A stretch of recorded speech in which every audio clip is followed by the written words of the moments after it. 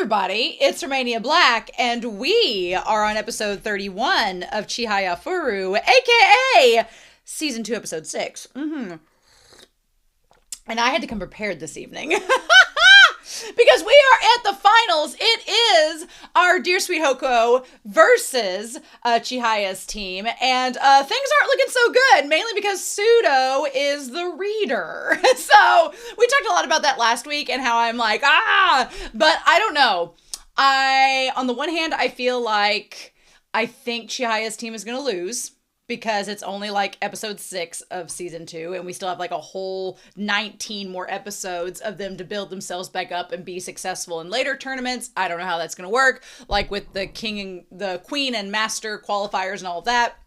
But then on the other hand, I'm like, maybe they will win. Either way, both teams are going to nationals. So that's good. That makes me feel less stressed this week. But I'm like, come on, let's be victorious, Chihaya's team. Let's do this. So I don't know if that's going to work out or not, but anyway, we actually have quite a few comments to get through, so we're going to dive into those. Fornoda has joined us with translations of poems again. I'm so excited. Fornoda has been commenting on YouTube, giving translations of poems, and apparently they had tried to comment on episode 1 and episode 2, and YouTube deleted their comments. I don't know why YouTube deletes comments. I have only deleted a handful. Like, I could count on one hand the amount of comments I've deleted from my channel, my entire channel, in 5 years. And that's literally been a couple of comments that were really hateful. And I was like, I ain't got time for that. But other than that, I've never deleted a comment. But YouTube, apparently, something gets the algorithm all worked up sometimes, and they delete comments, and people are like, why did you delete the comment? I'm like, I didn't. So who knows? It may show up in like 5 months, and it's like, here's a comment. And you're like, what? So anyway, thank you, Fornoda, for coming on to episode 3 and leaving comments for the first 3 episodes, because that's great. So Fornoda says, for episode 1, the poem of the day is Just As My Beauty Has Faded. It's a repeat of season 1, episode 22, which is an interesting callback. The poem translates as, the blossom's tint is washed away by the heavy showers of rain. My charms, which once I prized so much, are also on the wane. Both bloomed, alas, in vain. The poem is used to introduce Sumire, whose ambition is simply to be the girlfriend of a hot guy. She's grown a lot in a couple episodes, let's be clear. She imprints on Taichi. Not the worst imprint in fiction history. So at least she has good taste. But it is clear her character is defined by her vanity. During Chihaya's practice session, where they go over the Hayukunin issue, Sumire cries reading Onoko Komachi because she sees herself in the poem. Love it. Then for episode 2, the poem of the day is As My First Love Come. It is poem 41, written by Mibu no Tadami, who has the shortest Wikipedia article of all the poets we've met so far. What a title to hold. The poem was included in a poetry contest in 960, not 1960, 960. And in the finals, faced off against poem 40, which we explained in season 1, episode 9. The judges were not able to pick a winner, so they deferred to the Emperor Murakami. After deliberation, the Emperor hummed the verses from poem 40, making it the winner. There's a story that Tadami was so distraught over losing that he died, but the speculation ends, and there is proof that he wrote poems later on, so it might have been just an exaggeration. But still, I'd feel really bad if that happened. It kind of ties in really well to Sumire and Scuba, I feel. The Mostau translates the poem as, my name already is bandied about with rumors I'm in love. Though unknown to anyone, I thought I had only just begun to love her. While Porter translates, our courtship that we tried to hide, misleading is to none, and yet how could the neighbors guess that I had yet begun to fancy anyone? Had yet to begun to fancy anyone. The imagery is basically the same as poem 40, but Porter notes that the word omoi in the last line is a pivot word, used firstly in connection with the 4th line, meaning I thought, nobody knew, and in conjunction with someshi, where it means I began to be in love. It's a good thing that Tadami didn't die from grief, as poem 40 is the Shino Burrito poem, which is associated with Taichi's love for Chihaya. Losing to that and dying would suggest bad things for Raga. I was like, honestly, I thought this poem connected to Taichi, so after reading it, so there you go. Poem 41 describes how the author cannot conceal their feelings, which are obvious to all around them. Naturally, that is what happens to Sumire at the end of the episode, when she shouts out that she joined the club for Taichi.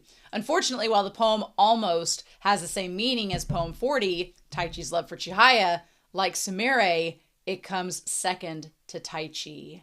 Ooh, I like that. Okay, so poem 40 was when Taichi was talking about his love for Chihaya, and now this poem is talking about Sumire's love for Taichi. Oh, I love it. I agree kind of with what Foronoda is saying here, even though Sumire, she's like, oh, I love Taichi. Taichi's love for Chihaya is definitely deeper, definitely with more history, and definitely with more of a foundation. Sumire is just like, he's hot, but she knows nothing about Taichi, whereas Taichi knows quite a lot about Chihaya, or thinks that he does. Episode 3's poem is Feel Love Deepen. Poem 13 was written by the Emperor Yose, and who was only 9 years old when his reign began at 877. Sadly, the Emperor Yose began to show severe mental instability in his teens and was removed from power by his Kampaku advisor, Fujiwara no Motsune, in 884. He was just 16 years old and had reigned for 9 years. His actions are rather grim, so I won't describe them here, but you can see them chronicled in his Wikipedia article. As a result of his madness, I watched Game of Thrones, and I read about some Egyptian pharaohs that were, on the throne at a young age, and I read a book for Apothecary Diaries about some Chinese emperors. So yeah, you know what? Expecting a 9-year-old to be able to rule a kingdom, yeah, I don't think that works out. Go read Game of Thrones. If you want a fictional account. But anyway, as a result of his madness, acts considered to be corruption of a godlike figure, his poetry was not often published. But this verse, addressed to the princess Suridono no Miko, made it into the Hayukinen Isshu. It describes Mount Tsukuba and the river Mina of the province of Hitachi. The mountain is famous in Japanese culture, especially for the two peaks. One called Nantai, man body, on the western side, and Neotai, woman body, on the eastern side. As a result, the mountain and its centuries-old Shinto shrine are both a source of blessing for the Japanese people and a must-see attraction to both local and foreign tourists. Its male-female peaks, representing a couple, worshipped as kami in the Shinto religion and are believed to bestow marital harmony and conjugal bliss. Interesting. Mustow translates the poem as like the Mina River that falls from the peak of Mount Tsukuba. So my longing has collected and turned into deep pools. Ooh.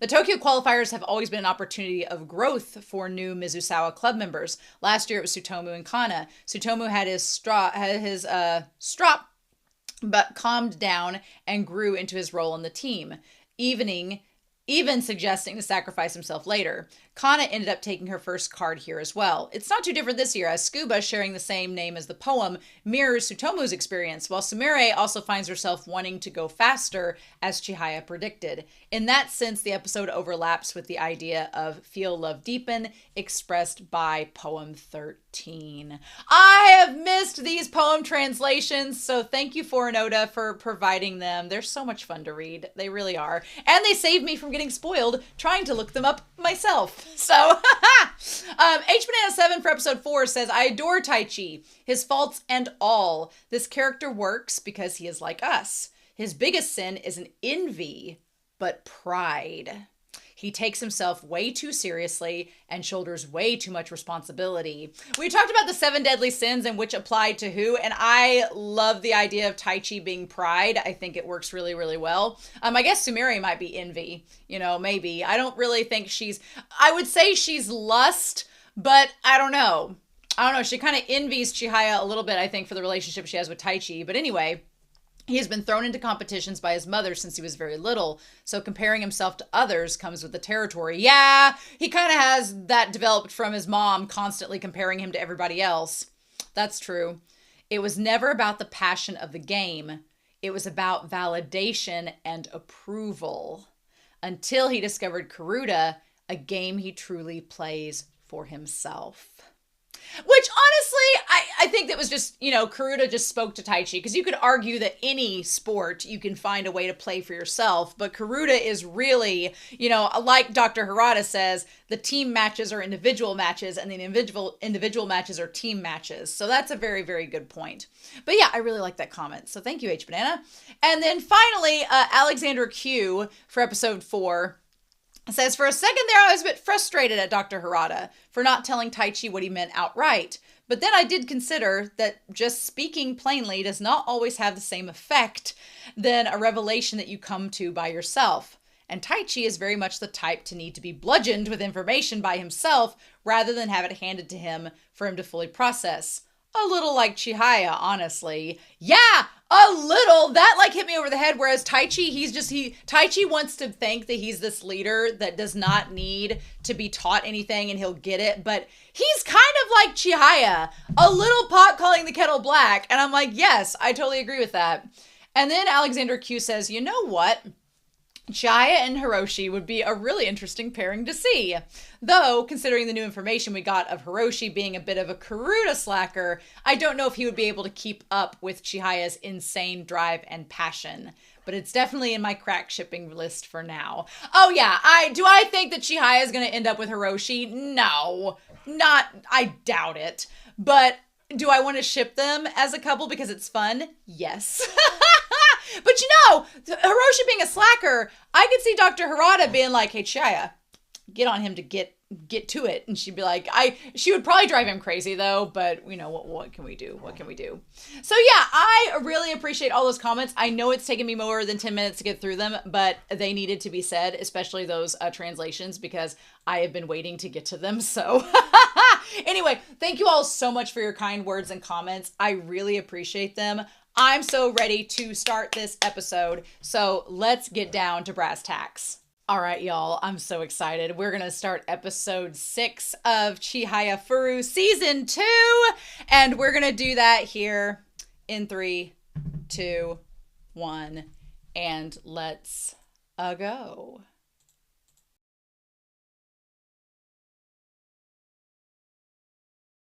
This was such a good episode. Man, just when I think that Chihayafuru isn't going to do anything that surprises me, it suddenly does.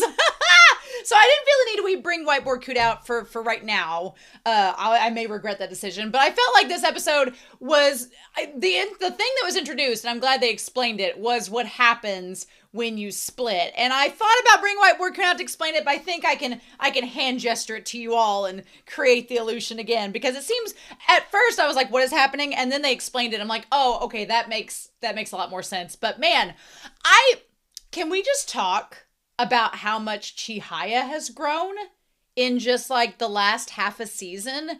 Her losing to Yumi, I think that was her name. God, her name started with a Y and it's escaping me and I feel so bad. But her losing to her last season and then her going up against Shinobu instead of Chihaya, that was such a big loss. And Chihaya was so distraught about that loss because she really thought that she was going to have that. I think there's been a nice development with Chihaya's character where for a while Chihaya was like, here's my dream. My dream is to be the queen, because Arata said I could be the queen. He's going to be the master. I'm going to be the queen. And that's going to be it. But I think that there's been this transition in Chihaya's character that is one that I really like. And that is the idea that Chihaya has gone from being someone that was like, I have to be the queen. I have to face Shinobu. I have to be the best, and setting that goal for herself, to just being like, I want to be the best version of me and play Karuta and have fun. And then if I get further doing that, amazing. And that's honestly, from a coaching perspective, that's the mentality you've got to have, because you can't just walk in and say, I'm going to be the very best and I'm going to be the queen and that's my goal. It's a good goal to have. Don't get me wrong. And it's good to have that like positivity and that confidence. But what happens is if you set yourself up to have a goal of being in this one position that so many other people are vying for, you put this pressure upon yourself. And if you don't, and it will start to create like this pressure of, oh, I have to get this right because I have this thing in the future. You cannot, I guess my point in this is, and we tell students that you cannot make it a goal of, oh, I'm going to do this one specific goal in the tournament when I compete. Your goal should be kind of like what Chihaya's was here. And her goal was, I'm going to have fun. I'm going to do the best I can. And I'm going to be present and in the moment. That's the thing. When students go to a tournament and they're thinking of future goals and they're thinking of the future, they're not in the moment. And when you're not in the moment, you mess up, or you put too much pressure on yourself, or your pressure isn't focused in the right areas. And it just is a recipe for a disaster. And I've seen it time and time again. And it's good to have a goal of being queen, but you also have to be in the moment, in the present, and worried about what's happening now. Don't worry about what's going to happen a day from now or 2 days from now. You need to worry about what's happening to you in that second. And when Chihaya got on her game in this episode and was listening to Pseudo and in the zone, I could watch her play Karuta all day. She's just so enamoring to watch. Like, I could just sit there and stare at her play when she gets into her element. It's just, she was so good. So good. I felt for Nishida, especially once Nishida realized what was happening. I think when he realized, he's like, damn it, I lost so early on. I put all this pressure on my teammates. And now when we had the final, like, sudden death round that we had, the luck of the draw, he's like, I screwed this up. And I'm glad Nishida got a little humbled. I like Nishida as a character a lot more this second season. First season, I'm going to be honest with y'all, Nishida kind of aggravated me because he would just say whatever was on his mind without any consideration for anybody else. And I was like, but I feel like he's had a little bit of humble pie. And now Nishida's like, okay, we're going to do better. And I'm like, yes, I like Nishida a lot in the second season. Pseudo wanted to help. And this is what I was talking about with, it seemed like a conflict of interest, because there were times that Pseudo wanted to help out his team members and he couldn't. And I'm like, of course you can't, because you're not on the team anymore. It's like, the team that I coach are going to their first tournament this weekend as I'm recording. I'm not taking them because I have other obligations, but one of the other coaches that I work with is taking them, and a former team member who graduated last year is going to help out because they actually work at where I work now. They're like a part-time worker there, so they got permission to go. So they're going to go and take the team and do all of that. But it's one of those things where when you go to those tournaments, you can't judge your own kids because that's a conflict of interest. Because even if your student isn't doing their best, you want to root for them and you want them to do well, and that can create a bias. So I'm still not happy that Pseudo was the reader. It was a cool plot twist, but I was like, it felt like such a conflict of interest. I'm glad. I feel like if Pseudo hadn't been the card reader, I don't know if Hokuo would have won. I think they wouldn't have tried as hard because Pseudo wasn't there to spur them on. But also I feel like it was important that they had this match because they came into this being like, we're the strongest team. We're just going to face them. We're going to pit this and strategize and knock them out of the water. And then Retro changed the game and was like, no, we're going to do this the right way instead of trying to be like super sneaky and strategic. And then we'll talk about Amakasu. We'll talk about Ness, as I call him, and kind of the evolution he goes on throughout this episode. Because by the end of the episode, I liked him. He ticked me off a few times in this episode, but by the end of the episode, he got a little dish of humble pie, even though he won his match, and that was good for him. But yeah, but Pseudo by the end being like, "Are you all the strongest?" And they're like, "No." We found out the hard way. They got lucky. Go figure. Taichi's team doesn't have the luck, but we're going to talk about that. So the episode's called To Set the Tatsuta River Ablaze. I feel like this match was incredible. This is one of my favorite matches so far. We're only on episode 6 of season 2, and this is one of my favorite matches in the whole series. I love it. But yeah, so our boy Ness, he is trying to figure out how Chihaya could have gotten the cards. And he's like, well, that's impossible. No human's capable of that. Well, no, actually they are. And it's not that she's doing the impossible. She is literally reading and listening to the reader like Suo does. I love this idea that she spent the first half of the match getting her accuracy, feeling out the mat, feeling out where the cards were placed, seeing how she could go against her opponent. Like she basically baited him and lured him into a false sense of security. And then she was like, JK, now I'm going to switch up and be Suo. And it's like, if she can hone in that strategy and make it work for her, Girl, do it. Girl, do it. I would be here for it. And Pseudo's like, she's not guessing cards. She can hear. I like that Pseudo connected back to when he lost against her last year because of that hearing that she has. And I thought it was interesting that he was saying, you know, there's a difference between all the words. I want to know what it is I'm telling her. I love that. There was this kind of weird, intimate moment between Pseudo and Chihaya, which I don't ship Chihaya and Pseudo. I don't. It feels almost kind of like, it's the weirdest thing. It feels like a platonic unrequited ship, if that makes sense. I feel like Pseudo kind of has this platonic fascination with Chihaya, but Chihaya is just like, hi, Pseudo, and then moves on with her life. So it's fascinating to me. But what I like about it is that Kana kind of was drawing Pseudo's voice into telling her something. She was kind of doing he's like, I want to know what it is I'm telling her. That kind of applied more to Kana from last episode. But here, Chihaya isn't after anything from him. She's just listening and letting the words hit her in the moment. And she's taking control of my voice. Freaking Chihaya being, you think Chihaya's Ariel, but she's actually Ursula. I love it. And then he realizes that she's being like Suo. I love that. And Harada's like, 9 months have passed. Chihaya had a Karuta baby in that amount of time. And he's like, stop taking cards with your speed. And I love that Harada's like, she's made all this progress. It's not perfect. We're not perfect. But she's using this moment to take her accuracy and then take the risk and give yourself more weapons. I love it. Hey, she's only 8 cards away from matching up with Suo, who is the master. So that's pretty amazing. And she says, the sound that comes before a sound forms. I can hear it too. I'm enamored with Chihaya. I freaking love her. She is one of my favorite sports protagonists so far. I just love it. And Akamatsu wasn't even looking at the cards. He was just enamored with her in that moment. I love it. I love it so much. And Pseudo wants him to get his focus back. I like that Pseudo was saying, you know, he's like, challenge her, throw her off her game, be like that one girl that faced Shinobu, just do that. But she's focused, and Amaterasu can't do anything about it.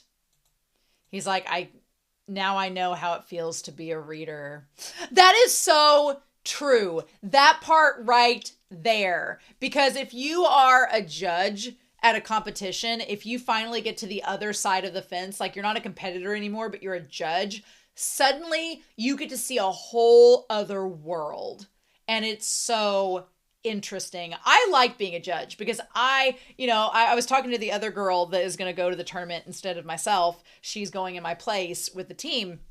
And she used to be a competitor last year. Last year she graduated. And she's like, I'm going to be so excited because she said, I can get up early but not have to worry about competing. She's like, I don't have to be nervous. I just walk in and get to watch things and get to pick out which one I like best. I'm like, yeah, it's a pretty awesome feeling when you're on the other side of the fence. But you got to like earn your keep. You got to get there first, right? So, but it also sucks in the sense that sometimes you see someone struggle performing and you want to be like, you want to just like grab their hand and be like, it's going to be okay. But you can't do that because you're judging. You can't stop them in the middle of their performance and be like, hey, just buck up and get better. You can't do that. So it does create like a little bit of, it has anxiety in itself. The 5-card lead is gone just like that. And Amakasu's whole thing was like, why do I have to play such a tough match? And he kept on blaming Retro-kun and then getting mad because Retro was losing his own match, which I did not see the luck of the draw coming. And for Taichi to win the luck of the draw, the mangaka threw this man a bone. She threw Taichi a bone this episode. Was like, you know what? You've suffered quite a bit. I'm going to throw you a bone this week. And it's like, yeah. I feel, though, like Amakatsu was projecting a lot of his own frustrations onto Retro-kun. saying first of all that it was Retro-kun's fault for the order, and I'm like, you've kind of taken advantage of Retro-kun and used him this whole time to strategize, and now you're mad because it didn't work out and because Retro-kun wanted to do things like the dignified way. And then he was like, well, Retro-kun's losing his own match, so it's going to cause us to lose. And I'm like, focus on yourself, focus on your own match. Like, it is not Retro-kun's fault that you're losing a match, it's your own fault. Love it. So yeah, and he's like, I'm the ace now. We got sudden backstory, and I honestly did not expect Little Ness to win after he did this sudden backstory, but he did. He's like, I was told that I could never be a starter. I feel a little bit for him, and I called him little man in the reaction, but that's because he was flat out sexist, and I was like, boo you. But I do feel bad that he was denied being a starter because of his physical appearance. It looks like they're in track and field or something.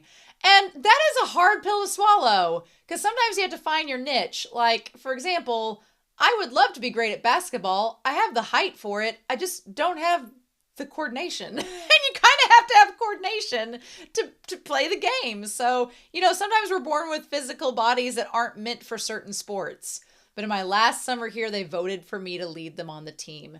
And that's what I like about Karuta, is that Karuta does require athletic ability, but it's not based on your height or your weight or your age. There are certain things that will benefit you by being younger, having more stamina possibly, but that's not always guaranteed. I think Harada's got more stamina than some of the kids that play this game. But being young gives you an advantage. Being tall or having long arms could give you an advantage, sure. And being, but your gender, your age, your weight, your height, none of that really matters in Karuta. You can find ways to make Karuta work for you despite your physicality. And that's what I like about the sport, is because someone like Amakasu, who was very sad that he didn't get to do that before with other sports, gets the chance to lead the team now. So yeah. But yeah, when he said, but I could still cover my own cards against a girl, it's 2013. 'Twas a different time. Sometimes I get a little bit frustrated when, especially the male characters downplay their ability against a woman. It frustrates me a bit because you never see Chihaya go, well, I can cover my cards against a man. You never see her say that, right? Because the gender means nothing. Shinobu could go up against Suo and possibly beat him. I don't know if she would or not, because Suo seems pretty, Suo's older than Shinobu and seems to have more experience. And I don't know, it's kind of pitting apples against oranges. But I just feel like the only times that there are ever sexist comments against competitors are men against women. That's the only time I've heard them in anime before. I've never heard an anime female character go, oh yeah, I'm just against this guy. Oh, we're fine. Based on his gender, because I don't, it's just, there's a common denominator is all I can say. But yeah, it did frustrate me. He's like, one card is all it takes. Yeah, Amakasu did work hard. He is. And I like the coach is like, I want him to be able to relax, but he is not. Chihaya is in the zone. Then we had this moment with Tsutomu. We didn't get a lot of Kana focus. Kana was not focused on hardly at all this episode, but she got some focus last week, so I feel like that kind of made up. We didn't have a lot of Tsutomu last week, but we got Kana, so this week we kind of flip-flopped it. Tsutomu's match was so cool. And I'm guessing either Kana or Tsutomu had to have won, because it was 3-2. Nishida lost, Chihaya lost, Taichi won. So either, I don't know if we find out if Tsutomu or Kana won, but I guess we'll find out here soon. He's like, I can see that my opponent is wore down. Why can't I pull ahead? What's wrong? I love that. I love the concept that this guy underestimated Tsutomu. And I like that Tsutomu's like, yeah, last year I just started when I faced you, so I had no clue what I was doing. But I'm a quick learner and I'm really good at learning. So now I've come back a year later and yeah, I kind of am okay now. Which I love. I think Tsutomu and Kana, especially I feel like Tsutomu with his strategizing, they are definitely worth getting up from C rank. I think they would be able to do that, right? Everybody got the Impassioned Vows card. Everybody got that one, which was great. Set the river ablaze indeed. I love it. He's like, yeah, a year has passed, but I've grown a lot. So she had 2 cards left. Everybody pretty much had 2 cards left. Kana has 1 card left. Everything, it's crazy. I've never seen a match with 4 games this close. So Hiroshi's like, man, this is really... I like Hiroshi sitting down to Harada and they're both doing the same pose. Like Hiroshi is like just a younger version of Harada. I love it. I love it. Like teacher, like student, right? All 4 games are down to 3 cards total. It's possible we could see, the luck of the draw. And that's when Nishida realizes, he's like, oh crap, we don't have good luck. Nishida has played the game longer than arguably Taichi or Chihaya, so he knows that this strategy is something that a seasoned team could use, and it's not something they've practiced at all. So then they're like, okay, Ayase, Mashima, and Kamino won their cards. Okay. And so maybe Tsutomu lost his. Okay, so they're down to the last match.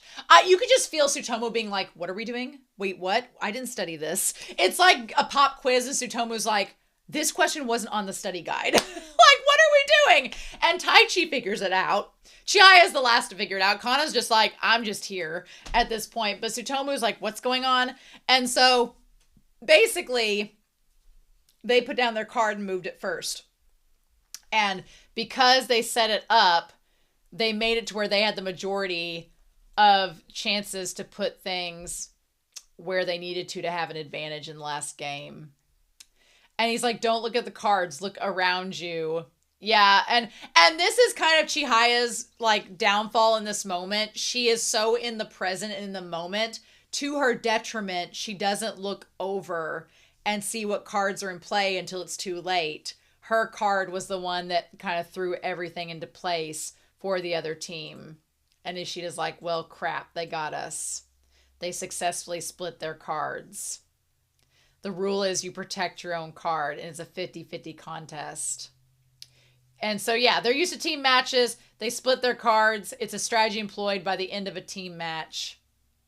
You only need 3 wins to win the game. Yep, the other team already has 1 win, and only 2 wins out of the luck of the draw will secure their victory. Man. So, yeah. So, I want to know who ends up winning, because you have Ayase and Amakasu so where they move the cards. Takuma and Kamino, he moved his card to the left over on the other side, like diagonal from where it was. Retro-kun was gonna move it, but then he moved it back. So he was like, nah, I'm gonna keep it where it is. Maybe that would have helped. Who knows? Then they waited to see what Chihaya, which card that she sent out. She sent out from the crystal white snow of Yoshino, which kind of relates back to her looking up at the snow and hearing the sound. So you don't blame her. But then they flip-flop the cards. And then Kamino, the hazed early card, got sent. Where did it end up? It was diagonal as well. So yeah, they just had to protect their own cards. And so Retro-kun and the one guy against Kana had the fall patty. And then Amakasu and the one guy with the glasses has the hazed early dawn light. As a team, they have 2 of each card. So regardless of which card is red, as long as they protect their own cards, they'll win. I like the one coach for Hokuo was like listening, being like, oh yeah, I should ask Tashiro-kun to provide a ruling, ha ha ha, make sure we're doing this correctly. Yeah. And he's like, Mizusawa should have tried to split for a 3-1 split. But that's not, then it would have come down to luck. Not that luck was on their side anyway, right? Not that luck was on their side anyway, but what can we do? Now they can only win if they take their opponent's cards. So let's talk about the mentality of these characters. Kana, we don't get Kana's reaction to any of this. She's kind of absent this episode. Tsutomu is probably just like, okay, how does this work? I've never played this game before. What are we doing? Chihaya has the right mentality. Chihaya is like, all we can do is attack. The moment you get negative, it's over. The moment you doubt yourself, it's over. The moment you question, it's over. You just have to go on it's what I like most about Chihaya in this moment, in this episode, is when she realizes she messed up, she was like, oh, crud. Well, okay, we just gotta work with it. Taichi drove me crazy in this moment because he's supposed to be the captain. He's supposed to, well, not even the captain, he's supposed to be the president. He's supposed to be the leader. And the first thing that pops into his mind is, it's impossible for us to win now. And I'm like, Tai-Chi! And Chihaya has to get him out of the funk. He's like, we were underprepared. Which he was. So, okay, Kana can't see the cards that are further away. Chihaya's only looking at her own cards. Okay, so Kana couldn't see what was going on the other end, and Chihaya didn't look over. And Tsutomu was like, oh my god, I never thought this would happen. So Tsutomu and Taichi are freaked out. Our lack of experience in team matches is showing. This is the worst time for Hokuo's Karuta experience to pay off. I mean, to Taichi's credit, he is right in realizing these things because that's something they can work on between now and nationals, which I'm glad this happened so they can work on it. Again, the loss allowed them to realize, hey, we got to work on some things, on stamina, on what happens if we get into this situation again, on making sure that we don't doubt ourselves. But I just get so frustrated because Taichi, like, after all the progress he made a few episodes ago and feeling confident in himself, the first thing he does is immediately doubt. And I'm like, my dude, you cannot immediately doubt. Why are you doing this to yourself? Stop it. And meanwhile, Chaya's like, oh shit, yeah. It's really hard to score for us to score 3 wins, isn't it? But then she sees Nishida, and in that moment, she's like, oh man. She's like, Nishida feels really bad. And there's nothing she can say in this moment. I wanted Taichi to be like, come on, we can do it. And he ends up doing it after he beats Retro-kun, which good. He should have done that earlier on. But Chihaya, she sees Nishida freaking out and she's like, I don't want him to feel bad. So she's like, I need to prove to him that we're not mad at him. We don't think it's his fault and we're going to give it our all. And Taichi's like, fine, I'll just do the same thing she does. I am glad that Taichi tries to follow a little bit of Chihaya's move because she does remind Taichi that not all hope is lost, you know? Not all hope is lost. And even Sumire notices, she's like, okay, Taichi's following Chihaya's lead. She's being influenced by him. I wonder if she's going to really figure all that out or if she's going to ever say something like that to him. I don't know. So Taichi gets in it. Honestly, it's so crazy that Taichi getting so much into his own head about how to get Retro-kun's card caused Retro-kun to mess up and get intimidated, thinking that he was going to have to act. Honestly, Taichi should use that to his advantage. I hope someone tells Taichi, being like, Taichi, you're kind of overbearing in how much you overthink everything. Why don't you make that a weapon? Why don't you psychologically freak out your opponent by making them question everything they're doing because you're analyzing everything so thoroughly? He really needs to do that. He needs to weaponize his anxiety is what he needs to do. He needs to weaponize his anxiety against his opponent. But yeah, and Retro-kun made the fault. It's crazy. I like the one guy against Kana was like staring at that card like it was his last time on Earth. It's impossible to penetrate that kind of fence. Well, I'm sorry, but Chihaya did. Chihaya defied the impossible. She just did it at the same time he did. And Taichi's like, I'm taking it. And he committed the fault. I'm glad Taichi won. Taichi needed a bone. He needed to be thrown a bone from the mangaka to win. So that was great. I love that. And Amakasa getting mad. I'm like, dude, you have no right. You nearly lost to Chihaya with a card right under your hand. So can we... You only won on a technicality because it's on your side. Let's be real. His unwavering persistence and focus. The luck of the draw isn't about luck. Luck doesn't decide a match. Taichi needed to hear that so badly. Because Taichi going into this, everyone has told him he has bad luck. Taichi has been told that so many times that it's his bad luck that causes him to have the disadvantage. He needed a moment. He needed this bone. He needed to know that you can win a match. Luck is not a part of it. Thank God. Thank God. So anyway, I wanted to see what happened next. So I don't know. Each school has one card left. It's an even match. Okay. And they're like, what the hell, Retro Coon? Don't get mad at him. He had a lot going on in this. What if he'll use? How are you going to make up for this? Don't project. I mean, honestly, I'm glad they tied back to Amakasu being like, oh, it's going to be easy. Who cares who wins? I'm glad they made him eat his words. And he's like, I'll win and sock Retro Coon. I'll win. He's like, I'll win and just get mad at him then be like, look, I had to win for you. So he's like, I'm going to protect. So the hazed field was the card that was called, right? He's like, there are people capable of clearing their mind in this situation. Hey, you all can call Chihaya ditzy, you can call her airheaded, you can call her space cadet, but girl, when she gets in the zone, it's like that galaxy in front of her face was like Kuroko's basketball galaxy. I was like, yes, girl, please. And then on the reveal, the moon clear and bright. The hazed early dawn. Okay. So basically, the one guy, we saw it happen in that moment. As soon as it was called, the hazed early card, yeah. Kana went for her card to protect it. Oh, okay. Okay, so Kana protected her card, but he got Tsutomu's. Okay, so Kana was able to protect her card in that moment, but he got, yeah, he was able to get his from Tsutomu. Okay, that makes sense. Yep. And then Chihaya nabbed it at the same time. Honestly, I was like, the Ness guy, Amakasu, he was like, it's mine, I got it. And she's like, no, we got it at the same time. Chihaya is so honest and kind. I thought she was going to fight it and say that she had gotten it. But she was the better person and was like, no, we both got it at the same time.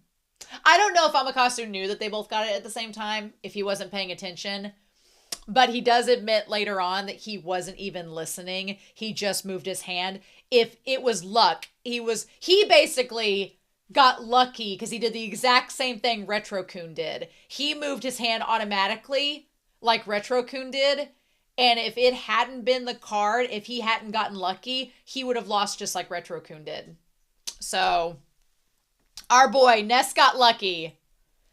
But honestly, Chihaya saying, you know, thank you, and then she passes out. I like that Chihaya has grown so much since last season. She's like, this was the most difficult loss because we made it to finals. We lost the trophy that we had won and we had to give it back to Hokuo, and we did so well and we got so close. And for her to be like, I'm so sorry, guys. I felt so bad.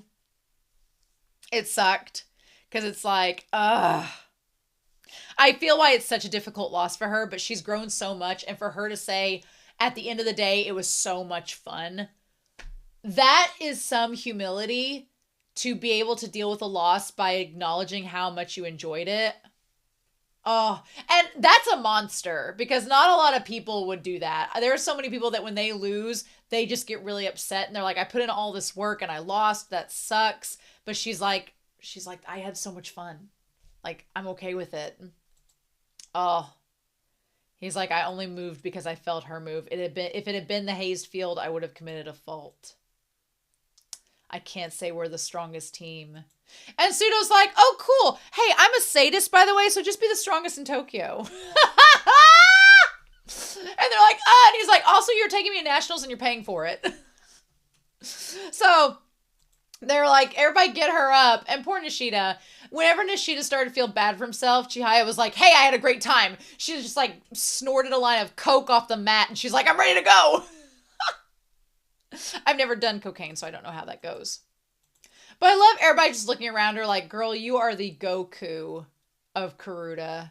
She's like, I'm ready to go again. I love when she's like, let's practice now. And then I can relate a lot to Chihaya because after a tournament, when it's over, I'm like, let's go. Let's get ready for the next one. And everybody's like, can we sleep? And I'm like, fine. Sleep.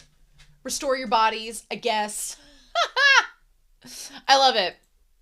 So, Dr. Harada gets Scuba and his brothers and Sumire all together.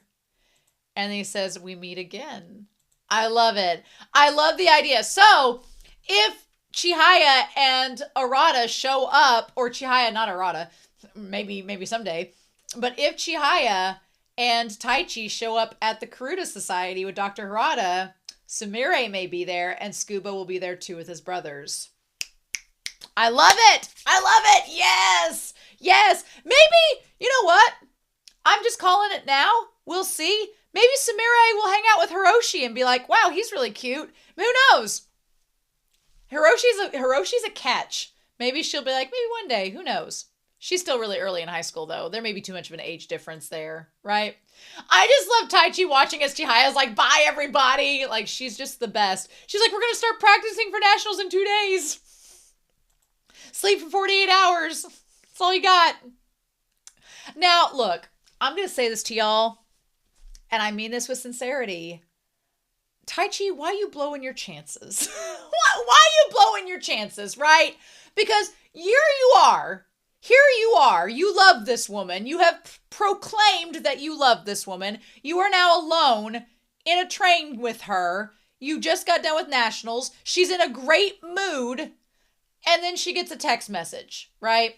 And she's like, oh, it's from Arata. An email from him. And Taichi's like, oh, and you can see him visibly like move. So she answers it. Taichi goes into instant emo mode. Instant depressed. And then, did you have fun at the high school regional final? And Taichi's like, he sees her react and she blushes.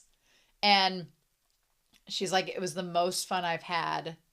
And they're like, why are you crying? And she's like, it was really fun. And both Taichi and her were crying at that one time with Arata in the past. And she starts crying there. Taichi, you're standing here looking at the woman that you love, and she's happy crying. You couldn't reach a hand over and brush the tears off her eyes. You couldn't give her a little pat on the head or a pat on the shoulder, reassuring her and sharing in the moment. You're just standing there and staring like freaking Edward Cullen from Twilight. What are you doing? And I know that Taichi's probably thinking, she knows that I know how she feels and I just need to let her have this moment. I'm like, my dude, you are missing opportunities. You are missing opportunities to farm Aura, to farm this ship. The ship's passing you by, bud. Get in on this. What happened to the Taichi that was going to eat ice cream in front of her? Because in Arata, he's like, Arata. Or she says, that match was the most fun I've ever had. And it was the most difficult loss I've ever had. I'm like, my dude. And Taichi, I want to root for you. And Chihaya, I do. But you are letting these ships sail right by you. You are letting these moments pass you by. What can we do? What can we do? So that was a great episode. Towards the end, when it was getting like to the 17-minute mark of the episode, when it was getting down to like 17 minutes in, I looked up at the timer and I was like, are we gonna make this a 3-parter? Are we gonna go into episode 7? But no, we are not. So the big question coming up is, are we going to take an episode to actually train, an episode or 2 to train and get ready for nationals? Are we going to dive right into nationals? I don't know. I hope that we take like an episode to train. I hope we take at least an episode or 2 to get ready and see how that goes. I like our Karuta matches, but I also like episodes where we take off and kind of like let the characters kind of breathe and do some character development, especially now that we've had these big moments of Sumire and Scuba joining Dr. Harada's Karuta Society. Poor Nishida and Kana and Tsutomu. Poor them. But now it's kind of, I guess it's not quite even. It's 4 versus 3, but still.